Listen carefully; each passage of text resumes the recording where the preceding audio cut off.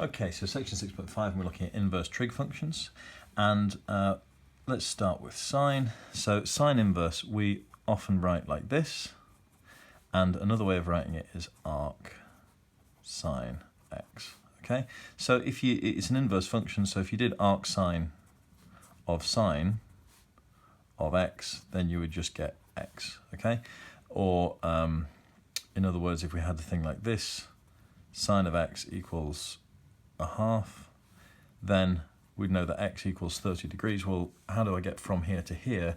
Well, what I've actually done is I've done arc sine of this side, and I've done arc sine or sine inverse of this side. So arc sine of a half means what angle do I have to have so that the sine of it is a half, and the answer to that is 30 degrees, or pi by 6 if you're in radians. Okay, so this arc sine, if you've not seen that before, just means the same sort of thing as sine inverse. You can use them in the same sort of way. Now, what does that look like when it comes to functions? And that's the question we're trying to answer here. Well, the sine function starts at 0 and does this.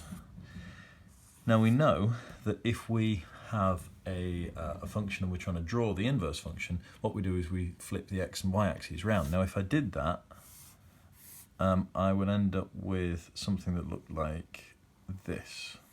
And the problem I have there is that this is not a function, because if I input an x value, there's more than one possible y value output, and we're not allowed to have that as a function.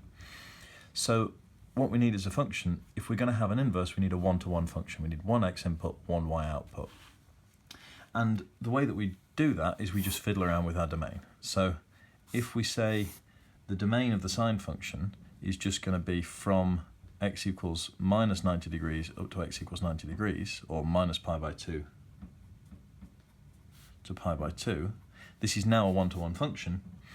And now I can reflect this in the line y equals x, and that's y equals sine x, but with the domain minus pi by 2 to pi by 2. And now I can reflect it in the line y equals x. And if you think about it, that's what your calculator does. If you ask it for sine inverse of an angle, it doesn't ever give you an angle outside of this range. And we've used this before, because when we're solving trig equations, we do sine inverse and we find the first value, and from that we work out all the other values. Okay. If we want to draw this on a graph, then it looks like this, because this is the shape you get if you reflect this shape in the line y equals x, and it goes from 1, so minus 1 to 1, and up to pi by 2, and down to minus pi by 2.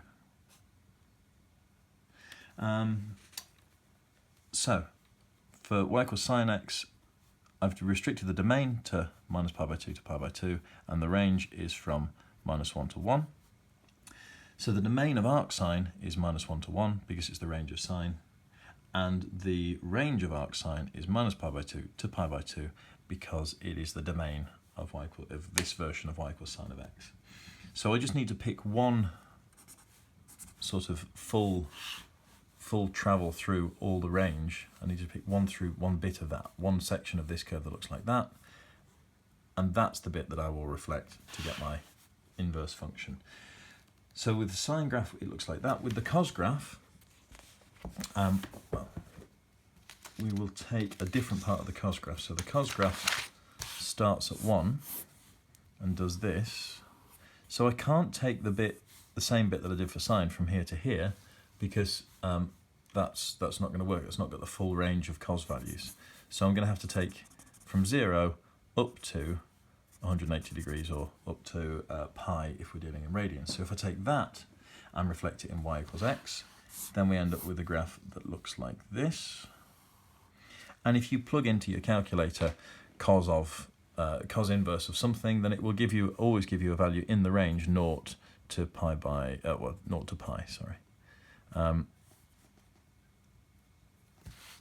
If you look at this and we look at where the domains and ranges are, then the domain of this cos inverse graph needs to be from minus 1 to 1, and that makes sense because that's the same as the range of the cos graph. The range of the arc cos graph, or the cos inverse graph, is from 0 to pi, and that makes sense because that is the domain of the cos graph that we are using to find our arc cos graph. And then with the same reasoning, and I'm sure you can follow that through for yourself, draw yourself a tan graph, pick one section of it that has a full range of y values, and then reflect it in the line y equals x, and we end up with the graph that they tell us, and with the domains and ranges that they tell us as well. So from minus pi by 2 to pi by 2, and so on. Now, there isn't really a great deal of new information. There's not many ways that they can test us on that. All they can do really is use this notation. There are questions like this: sine of arc sine, and just realizing that they're inverse functions, so that we don't have to do any calculator, it's just a half, and tan of arc tan or cos of arc cos, we just get the number back that we started with. Yeah, so not much else to do there.